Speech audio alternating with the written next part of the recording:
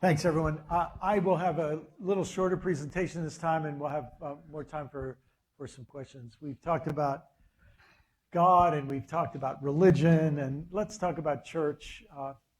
By the way, several people asked me, whoops, I'm going the wrong direction here, sorry. I forgot to show you that one. When we're talking about movement, this is where each of us, I really think, can see our own contribution and being part of this wherever we are in whatever ways we can. The strange thing now is the fact that you all, probably almost everyone here is on social media. I think if I step right there, that's when it happens. But you have an instant international publishing platform from wherever you are. It's pretty amazing. But I wanted to start with this image. Just study that for a minute.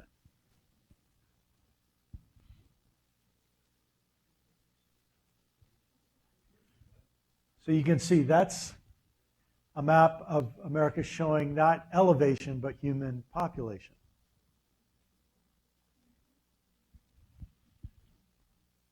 So we got a lump there at Atlanta.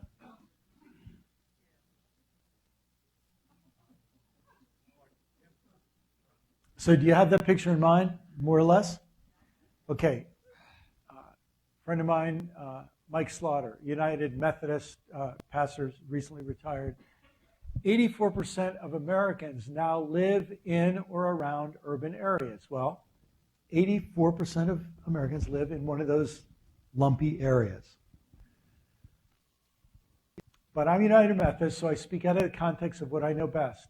74% of our capital resources, that's our buildings, are where only 16% of the American population lives. You understand what he's saying? 84% of the buildings are in those flatter areas. Now, of the church buildings. Only 16% of their church buildings are where all the people are. We just let that sink in for a minute. The Methodist Church flourished in the 1800s and early 1900s in small towns and rural areas. But now we continue to send pastors to church buildings instead of populations. Let that sink in. And if we're really going to reach people, we're going to have to radically rethink our paradigms of what it's going to mean to be missional. Now, I know we have United Methodists here. Almost all of our mainline denominations have a similar challenge. I was driving with a United Methodist district superintendent across Nebraska. And I can't go there because we'll get feedback. But we were driving across, I think it's Interstate 80 that goes across Nebraska. And as we're driving along, we were going across practically the whole state. And he said, I used to have 8 churches up that exit. There's 2 left. Go a few more. Used to have 14 churches up that exit. 3 left.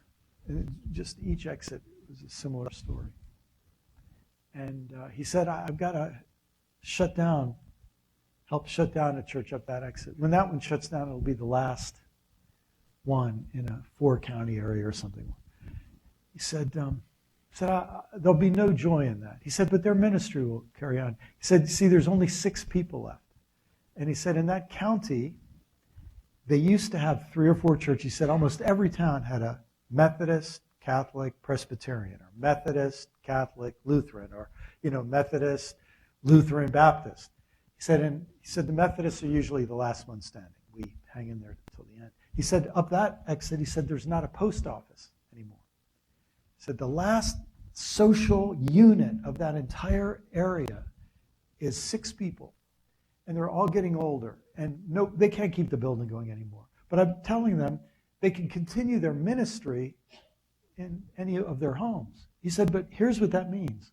If somebody dies in that whole area, the only place left to have a funeral is now going to be somebody's living room, because they're the only church left serving that whole area. And then he said, and so, you hear people talking about needing to close down churches, and you think it's a failure of the church. No, it's not a failure of the church now. These folks are hanging in there doing amazing things. But he said what this really is about is the tractor. Because when these towns grew up, they were small farms, and you'd have a mule or an ox or something to, till your land and so on. He said, but when the tractor was invented, you could plow a whole lot of land. And then when agribusiness came in, and they have these tractors that run on computers 24 hours a day, and he said, now the farms are so big, they don't need people there anymore. And so that's the thing we don't realize is that Mike Slaughter is talking about. We have thousands of counties in America that have had a declining population for 100 years.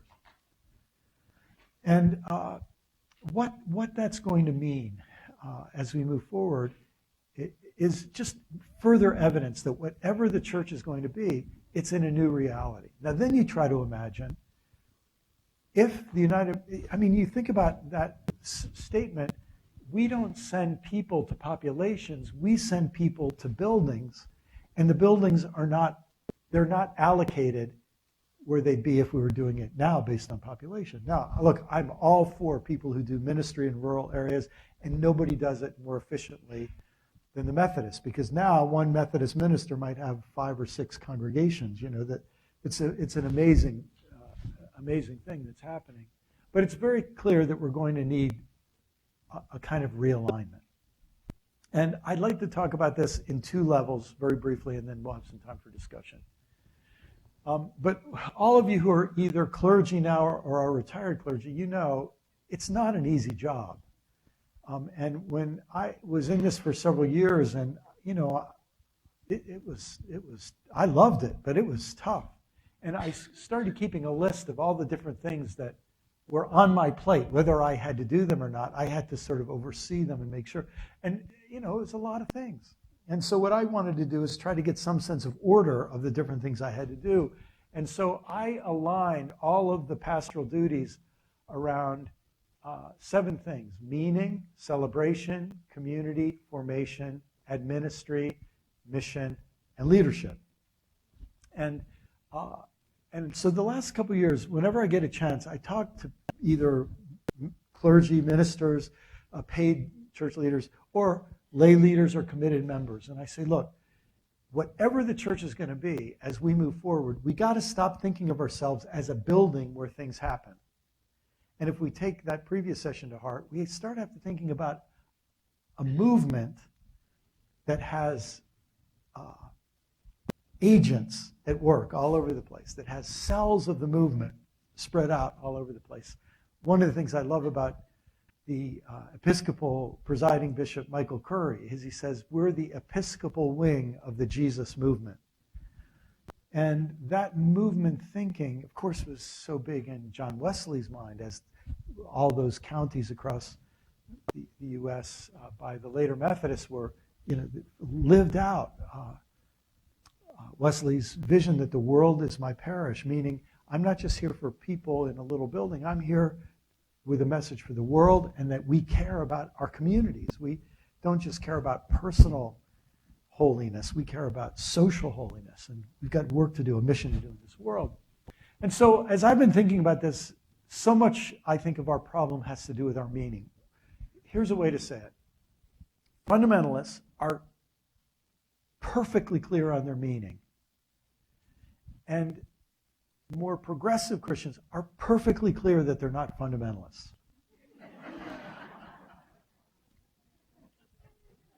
And I don't think we're going to get anywhere unless we get clearer on what our meaning is.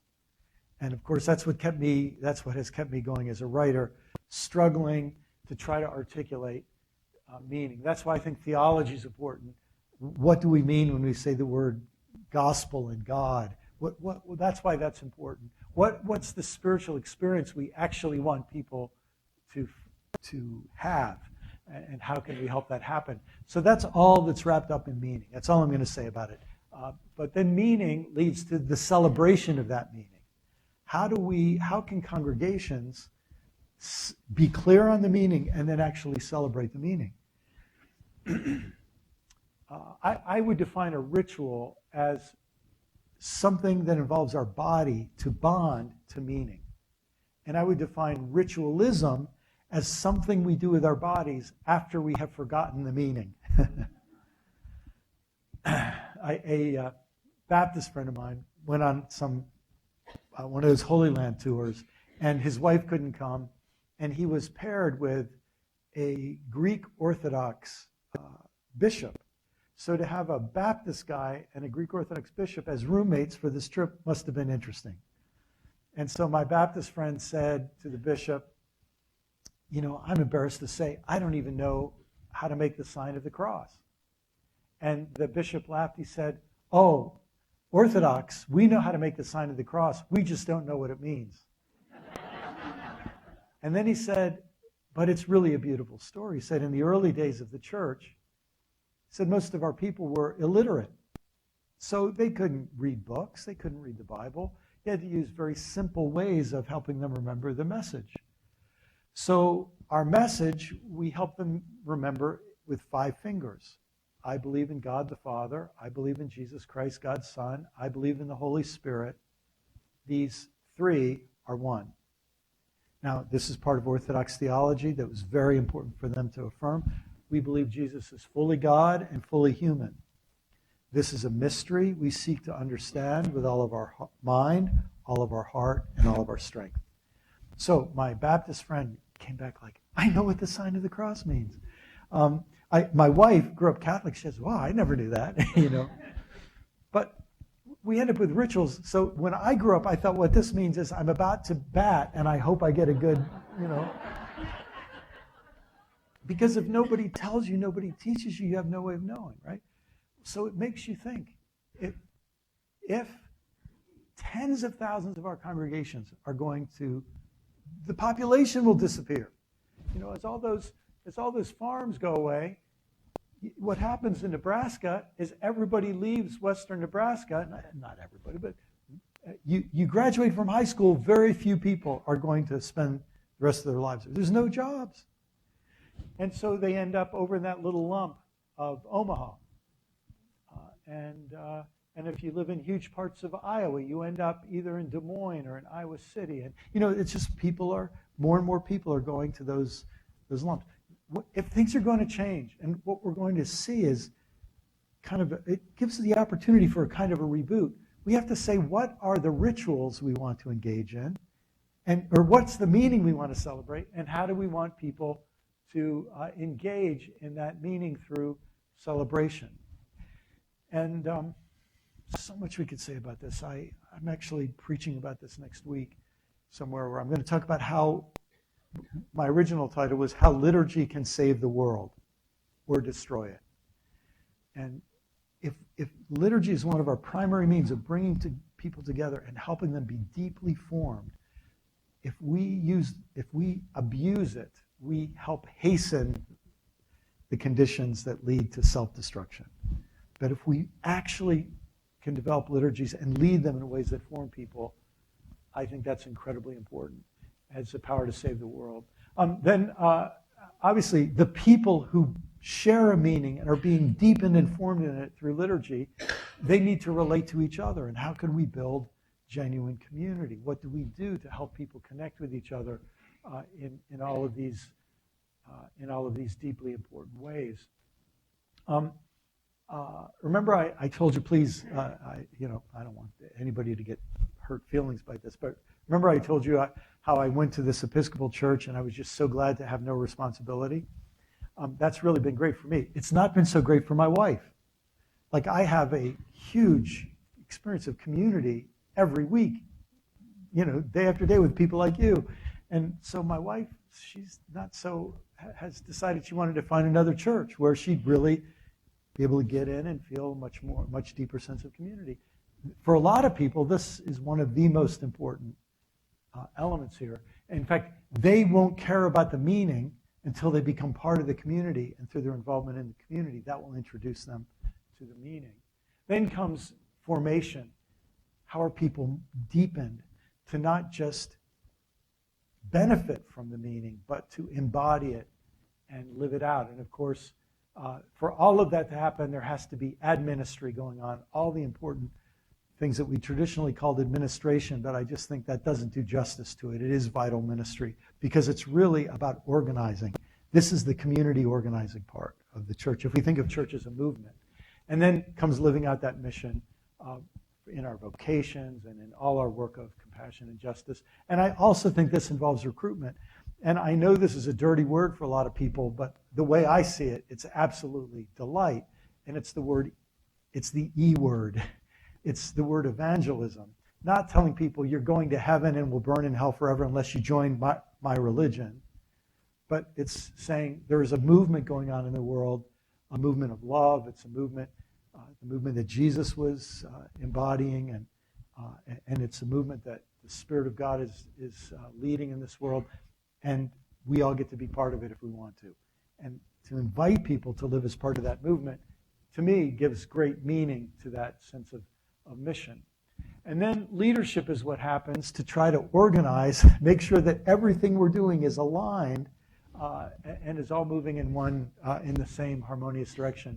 And so this idea of alignment so that these things work together rather than just sending us off in 100 directions. The way I'd say it is I think we end up with a checklist mentality to the whole thing of the church in many of our cases in its current form. It works like this. Every 4 or 5 days, God, as many people understand, God begins to get itchy.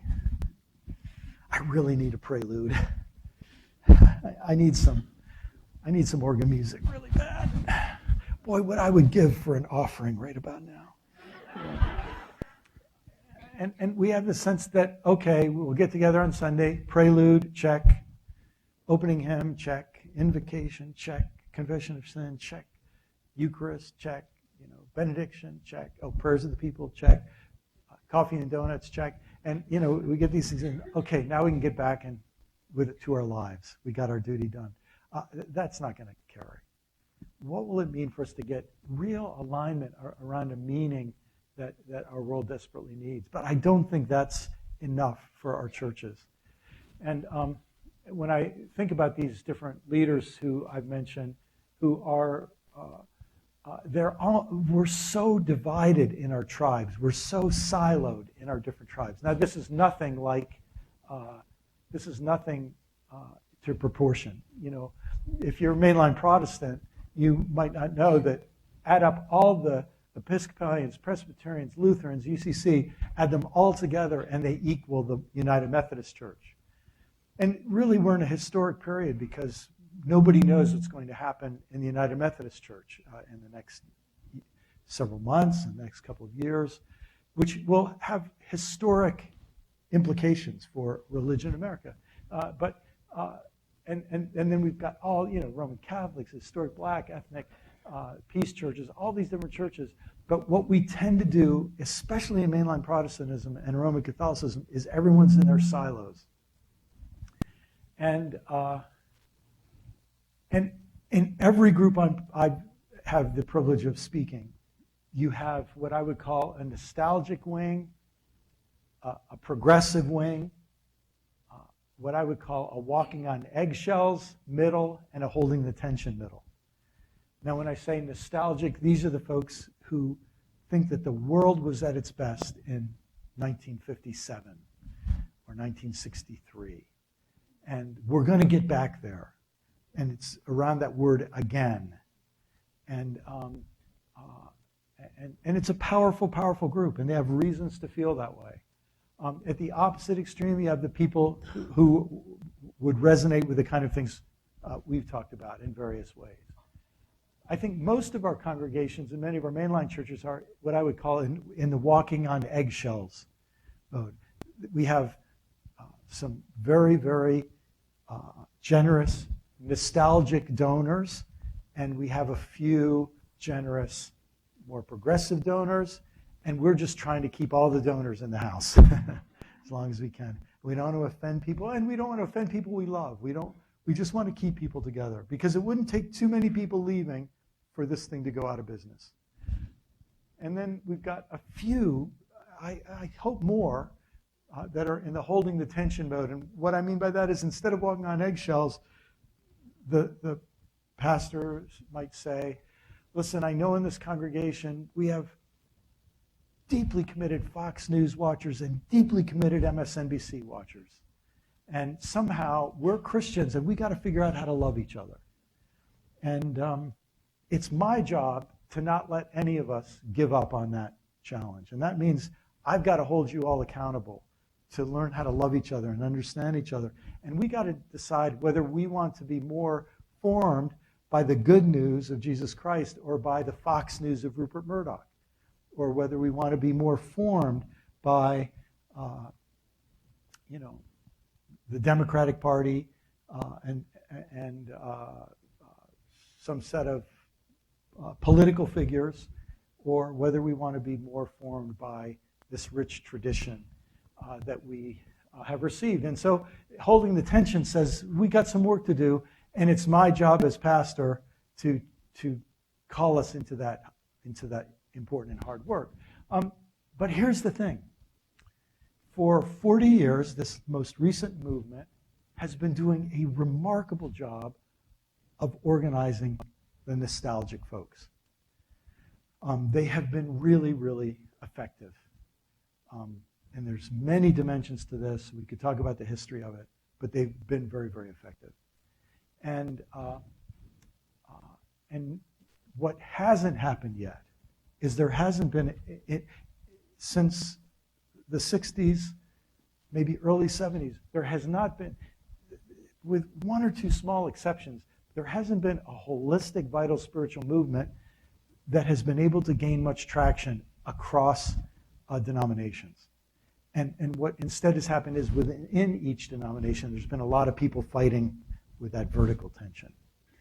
And my personal belief is, if we're going to see the kind of movement that we need, a kind of movement that will be good for our congregations, additionally, then we're going to have to imagine a bigger percentage of some of our time being spent thinking in terms of our parish, our community, and looking for the other clergy who want to get involved in those issues.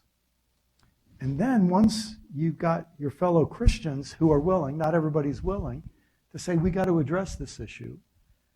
We've got to address this issue that the police are picking up and beating up young black men, and they're letting white folks off the hook again and again.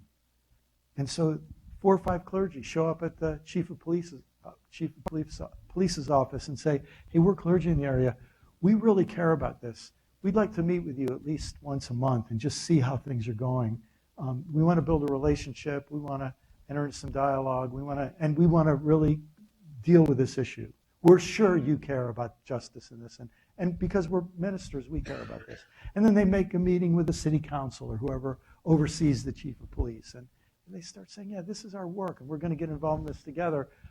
We're not just going to worry about our little congregation or our little denomination. We're going to think about the larger well-being of the community. It changes the job, I think, of a minister, but I think it's deeply needed, and it then positions the church in a different way in the community. I was talking to a young woman. She's a UCC pastor, and she has been on this journey. And I don't want to say too much about her specifics, but she's been on this journey, and she's found a couple of other ministers who share this too. And she's found out that if she shows up at a city council meeting, she wears her collar, and people notice that she's there. They start hearing about that, and suddenly new folks start showing up at the church. The kind of person who shows up at the city council meeting and goes up to the mic and says something intelligent and isn't screaming and cussing. What a concept. And she starts finding out that it's not that surprising that if you actually get out there and meet people and are good to people and show your love for the community, they're interested in being part of that.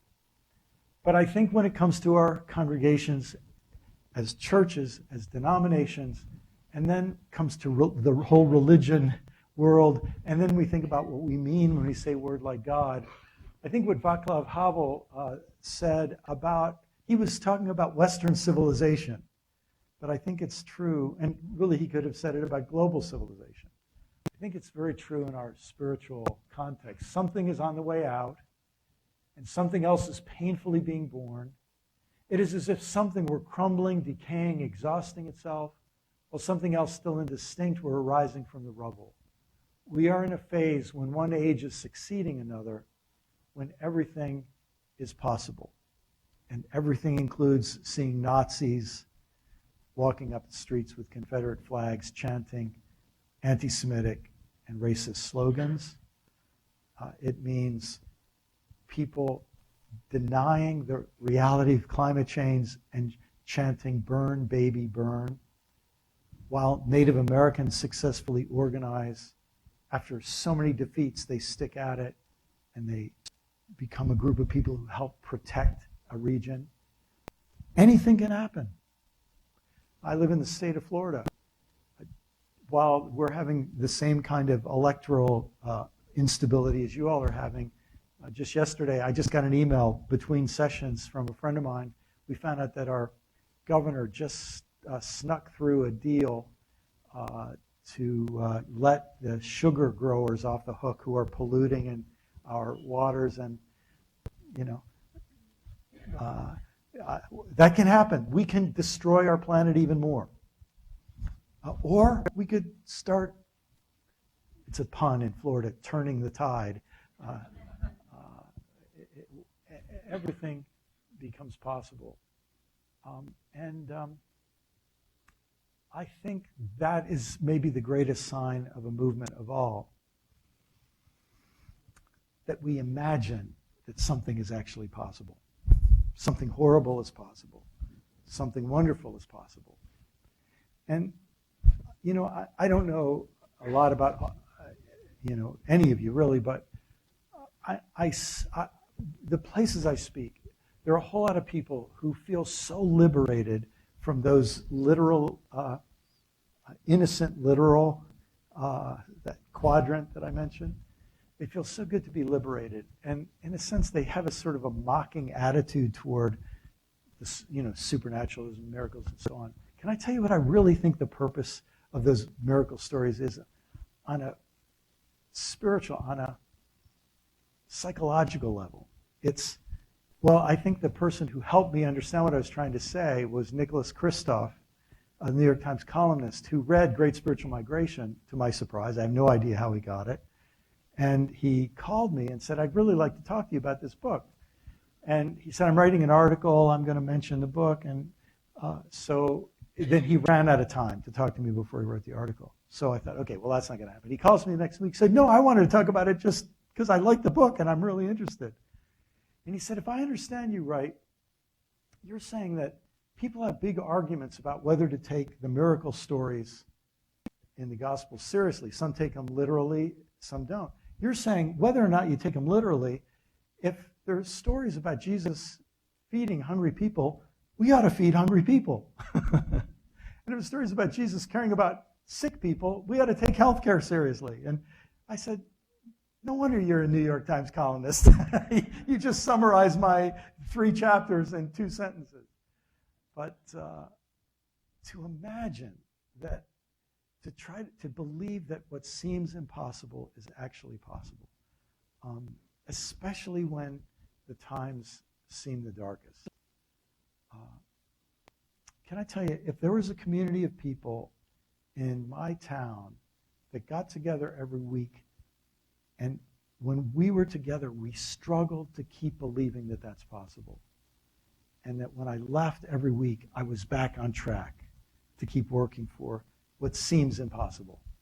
Frankly, brothers and sisters, I really hope I'm wrong. But I think things are going to get quite a bit worse before they'll get better in our country and in our world. We are so addicted to money. We're so addicted to weapons. And I just think there's no quick solutions.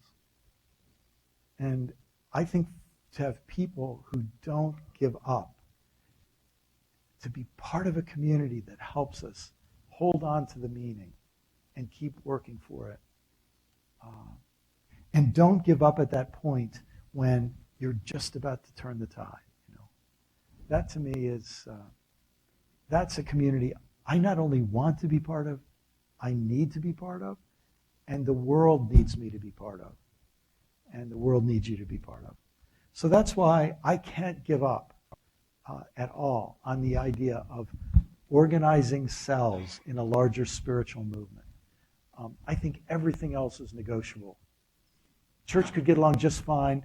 It would be different, but we could get along without buildings, and we could get, can I tell you, we could get along if we decided, hey, instead of having a sermon every week, we're just going to read a passage and we're going to sit in silence and think about it for a couple minutes. There are 100 ways to do it, 1,000 ways. The problem isn't those ways. The problem is, can our imaginations open up to see what's possible? And it's my hope that through this day together, you've gotten some challenge to do that. So we have some time for some questions, and then we'll be done. Yes, we'll go right over here first. Curious on your take, cause and effect.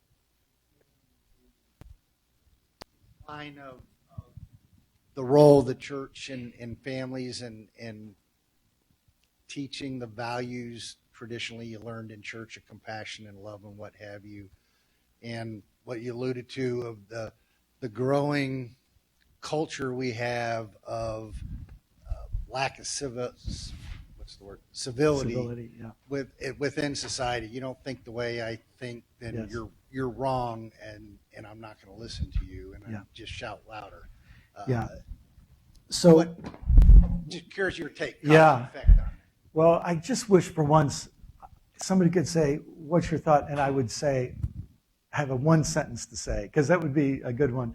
But when you raise that question, I have to be honest. The first thing I think is, I think the reason for our increasing lack of civility is an increasing presence of religious leaders in political discourse.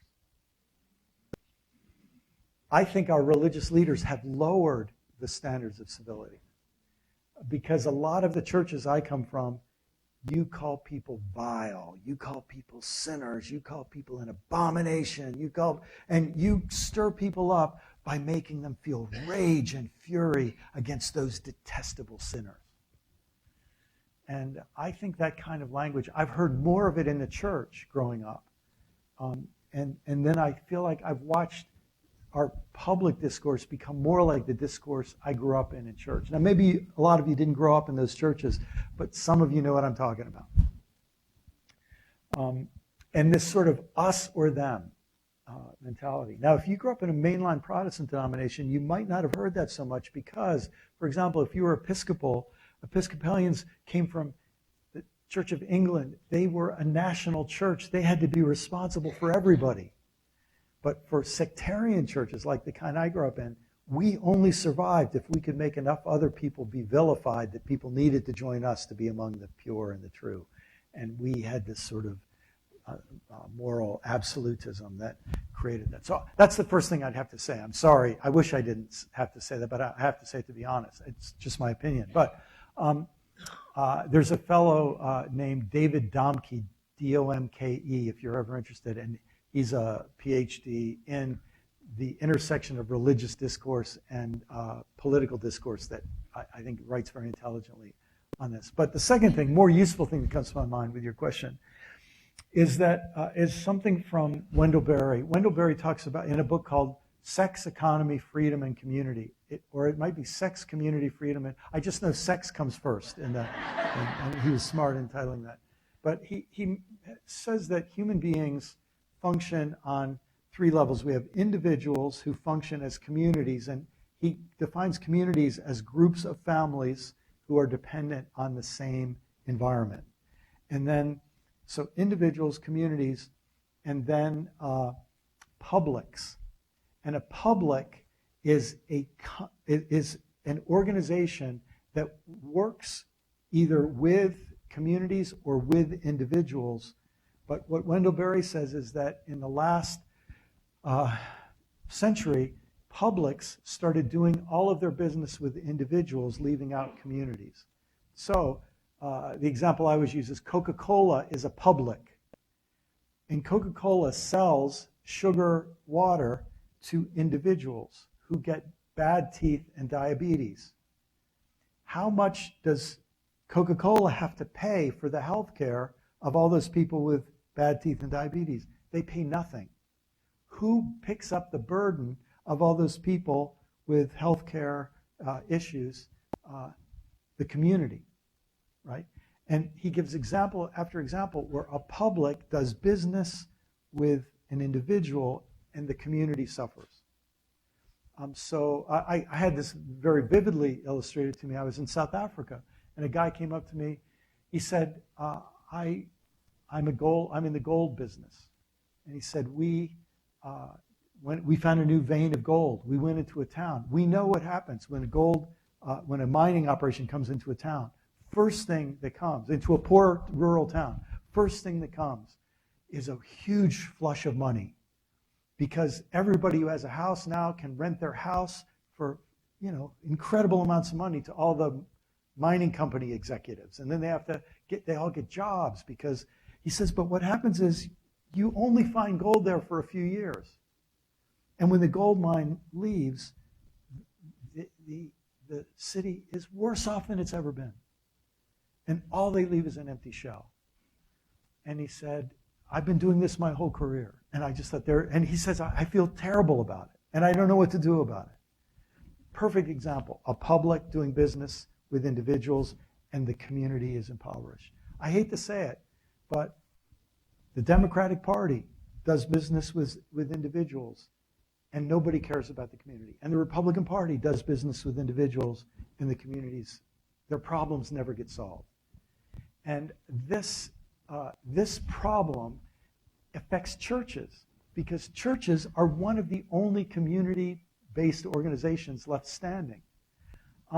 Even local politicians very often are much more concerned about their role getting to the next level in state politics and then national politics. So they're more loyal to the party than they are to the people of the community.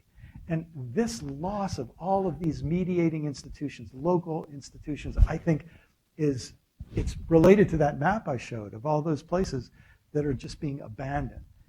And what that creates is desperation. And part of the rise of incivility, I think one of the worst things we can do is tell people just be nicer to each other. Because some of this is a message of desperation. And it's not going to get better until we actually start solving problems. And I think our problems are solvable. But somehow that's where a movement has to come in. We need political movements, social movements, professional movements, business movements. And I get to see I think they're there, but they're not winning right now. So I hope that helps. I think what's also implied in your sentence is when the church had more power, it had more power to hold that tension I talked about. They would teach people to hold that tension. And I think we could get there. I think we could get there again. It will mean giving our clergy and lay leaders a sense that this is part of your calling to help us figure out to hold the tension. I bet a lot of you know who I'm about to mention. I don't know anything about his name. But when I was driving here yesterday in the afternoon, I had the NPR station on, and there was a guy with a show called Rewind, Political Rewind. Some of you listen to that show? And I thought, here's a guy who's trying to bring people with different political parties. Some of you might not like him. I don't know anything about him. But what I heard in that 35 minutes or so was, here is somebody who's trying to hold some tension. And we just don't have many people doing that. Wouldn't it be great if our churches could rise to that occasion again? So thanks for that question. I feel like there's so much involved in that. So it's a really great question. One other quick thing. I wrote a bit about Charlottesville after I was there. And I got an email from these Dutch scholars. And they said, we noticed what you've been writing. We thought you might be interested. since World War II, we have had seeds of Nazism here in Netherlands. And we have been studying what makes extremism spread, and we've been studying what leads to civil war, and we've been studying what can be done to avert it. And so they sent me links to all of their research on this. And what was really interesting in all of their research is you lapse into civil war when what they call your adjacent middle refuses to speak to each other. Your extremes speak at each other, almost never speak to each other. And then they, in a sense, they're trying to speak to their adjacent middle to pull them in their direction. They're speaking to their adjacent middle to pull them in their direction. And if the adjacent middle gets pulled apart so that they can no longer speak to each other, he said that's when civil war happens. He said, so our advice to you would be do everything you can to help the adjacent middle stay in relationship. That's holding the tension. And our churches could play a big role in that. Frankly, you're bringing up this question makes me think, wouldn't it be interesting if we could, what a thought, convene our denominational leaders in the state of Georgia and say, how about a united action among denominational leaders to get our congregations involved in helping keep the adjacent middle speaking to each other? Wouldn't that could happen. People out of this room can make that happen in Georgia. But thanks for that important question.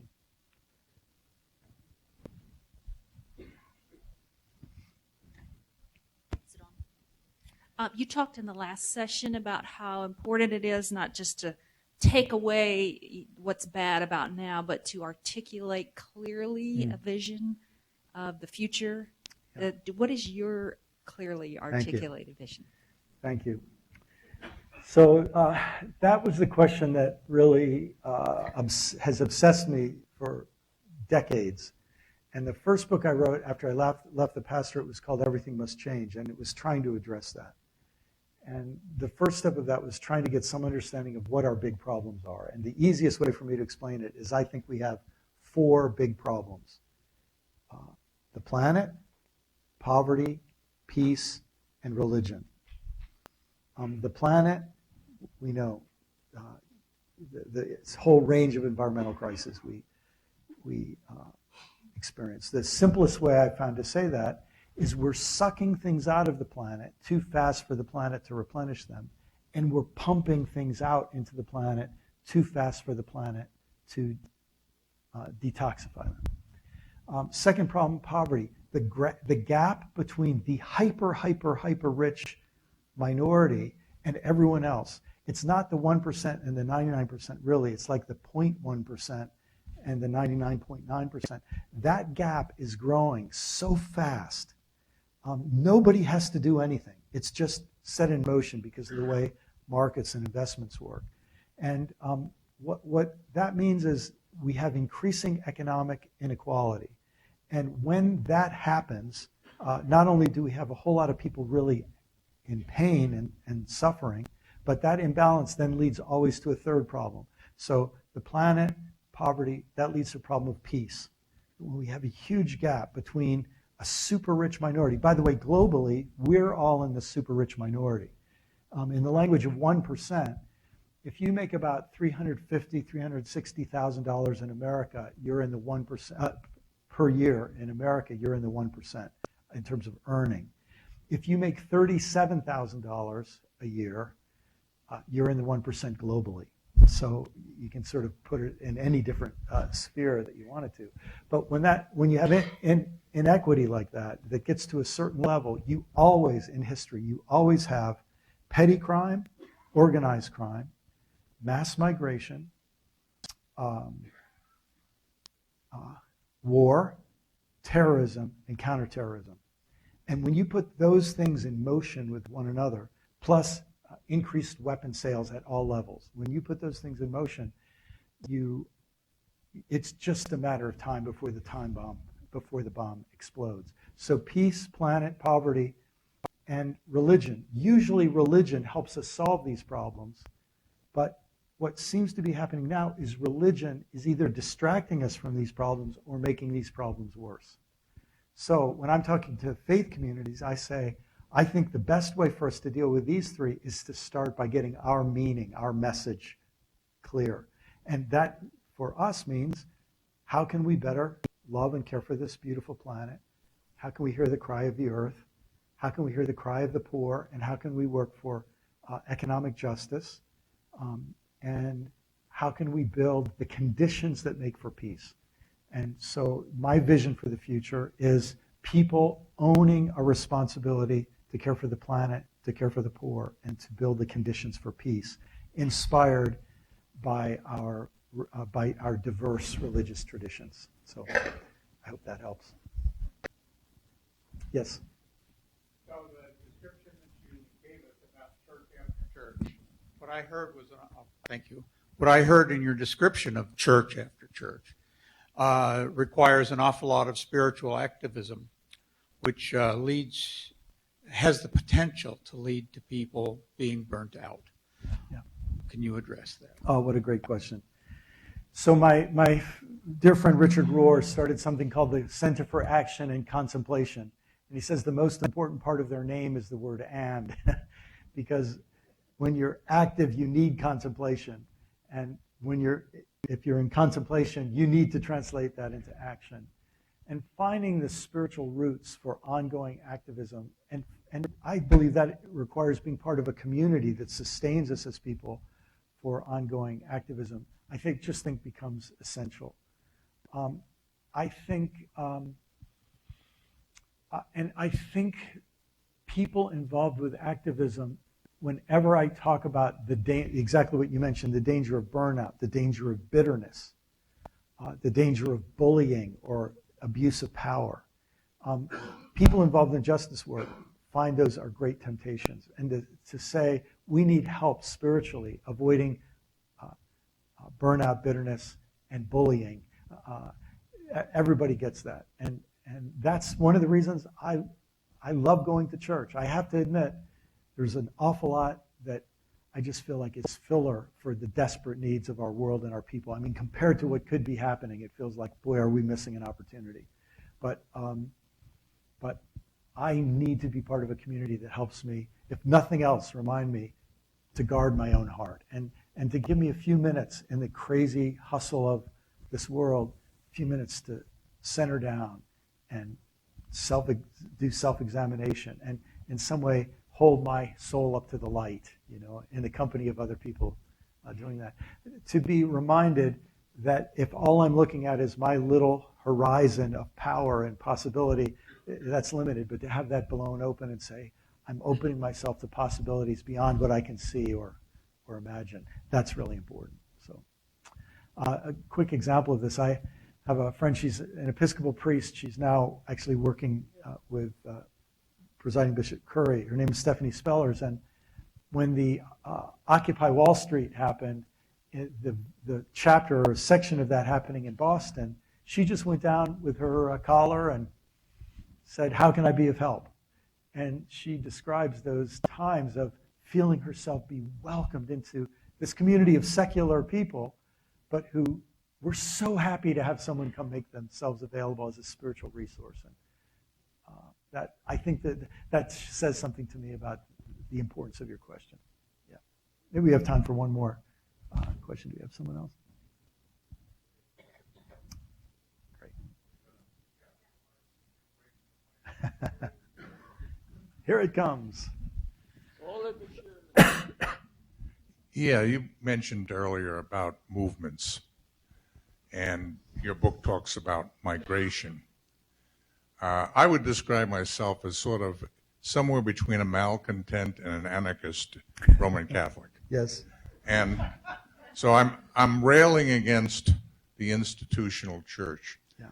And I see rhetoric, I see outrage on the part of the public, but I see it from my perspective as treating the symptom.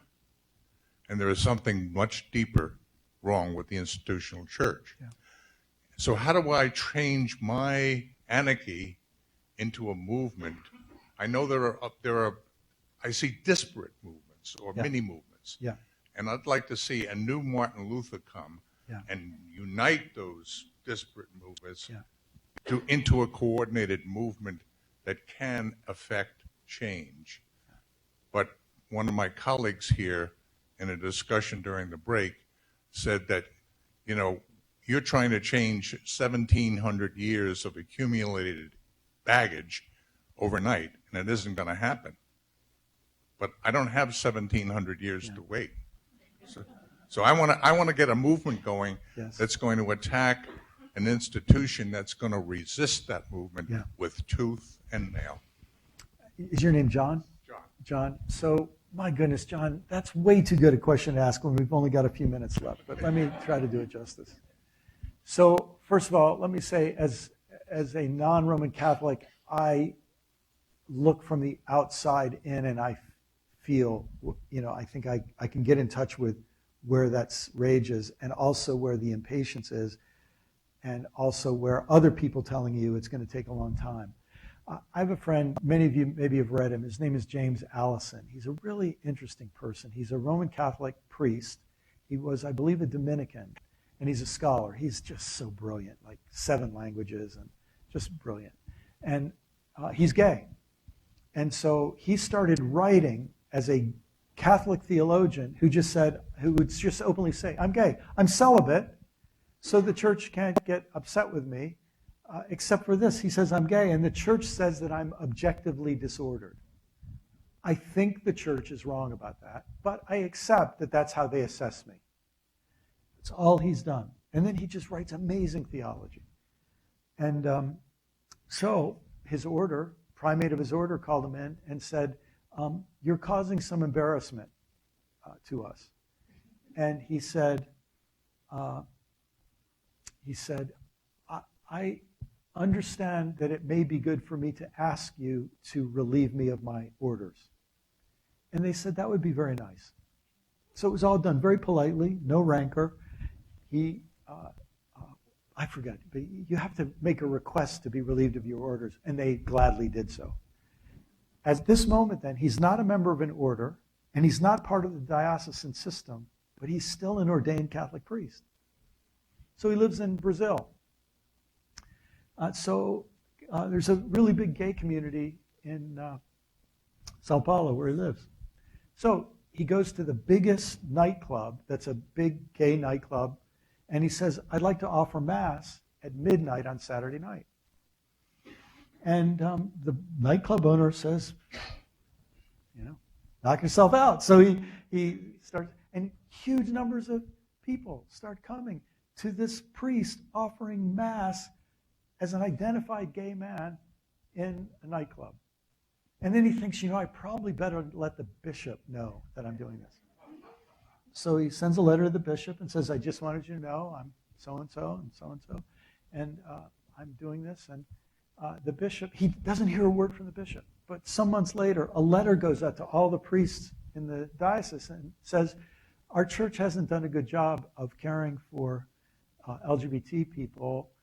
So if you have people in your congregation, they should know that Father so-and-so is offering this Saturday night. There was no endorsement. It was just all done very... So what you see in a moment like that is people behaving better than the institution requires them to behave. And I think that's a step that happens. Now, he says to me that on that issue, he's really deep into Catholic politics, he said to me, when the church chose the term objectively disordered to describe gay people, they could have chosen 4 or 5 other words. And he thinks they chose that word as a way of keeping the door open for further change down the road. Now, whether that will happen or whether it will be totally reversed is anybody's guess. But he says to other LGBTQ Catholic people, we should prepare to act like gracious winners, because he thinks that it's going to happen sooner than anybody thinks. He may be wrong, but that's what my friend thinks. That's institutional change. And that's why when the leader of his order asked him, or implied that he should ask to resign, he complied with everything. And you better believe he's found every canon law that protects him in doing what he's doing, and he won't step outside of those lines because he's working from within.